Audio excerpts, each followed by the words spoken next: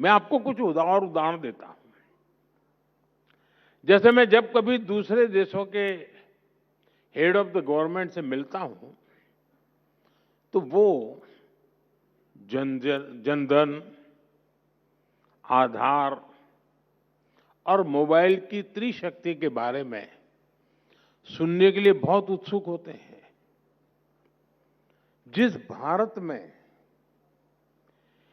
ATM भी दुनिया के विकसित देशों की तुलना में काफी समय बाद आया, उस भारत ने डिजिटल पेमेंट सिस्टम में ग्लोबल लीडरशिप कैसे हासिल कर ली, जहां पर सरकारी मदद की लीकेज को कड़वा सच मान लिया गया था। वो भारत डीबीटी के जरिए 24 लाख करोड़ रुपए यानी 24 ट्रिलियन रुपीज कैसे लाभार्थियों को भेज पा रहा है। भारत का डिजिटल पब्लिक इंफ्रास्ट्रक्चर आज पूरे विश्व के लिए चर्चा का विषय बन चुका है। साथियों, दुनिया हैरान होती है कि जिस भारत में 2014 तक करीब 3 करोड़ परिवार अंधेरे में थे, वो आज सोलर पावर कैपेसिटी में दुनिया के टॉप के देशों में कैसे आ गया। जिस भारत के शहरों में पब्लिक ट्रांसपोर्ट सुधरने की कोई उम्मीद न थी, वो भारत आज दुनिया का तीसरा बड़ा मेट्रो नेटवर्क वाला देश कैसे बन गया।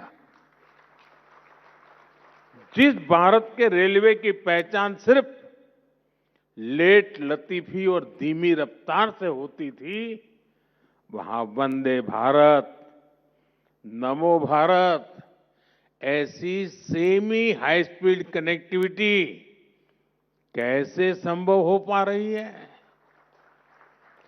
साथियों, एक समय था जब भारत नई टेक्नोलॉजी का सिर्फ और सिर्फ कंज्यूमर था। आज भारत नई टेक्नोलॉजी का निर्माता भी है और नए मानक भी स्थापित कर रहा है। और ऐसा इसलिए हुआ है क्योंकि हमने अपने सामर्थ्य को पहचाना है। जिस स्ट्रेंथ विद इन की आप चर्चा कर रहे हैं, ये उसका ही उदाहरण है।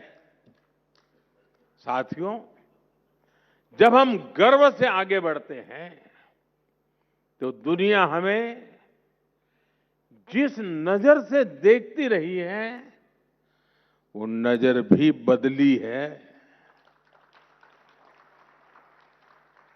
आप याद कीजिए, कुछ साल पहले तक दुनिया में ग्लोबल मीडिया में भारत के किसी इवेंट की कितनी कम चर्चा होती थी। भारत में होने वाले इवेंट्स को उतनी तवज्जो ही नहीं दी जाती थी। और आज देखिए, भारत जो करता है, जो एक्शन यहां होता है, उसका वैश्विक विश्लेषण होता है। एआई समिट का उदाहरण आपके सामने है। इसी भवन में हुआ है। एआई समिट में 100 से ज्यादा देश शामिल हुए। ग्लोबल नॉर्थ हो या फिर ग्लोबल साउथ, सभी एक साथ एक ही जगह एक टेबल पर बैठे। दुनिया के बड़े बड़े कॉरपोरेशंस हो या फिर छोटे छोटे स्टार्टअप, सभी एक साथ जुटे। साथियों, अब तक जितनी भी औद्योगिक क्रांतियां आई है, उनमें भारत और पूरा ग्लोबल साउथ सिर्फ फॉलोअर रहा है।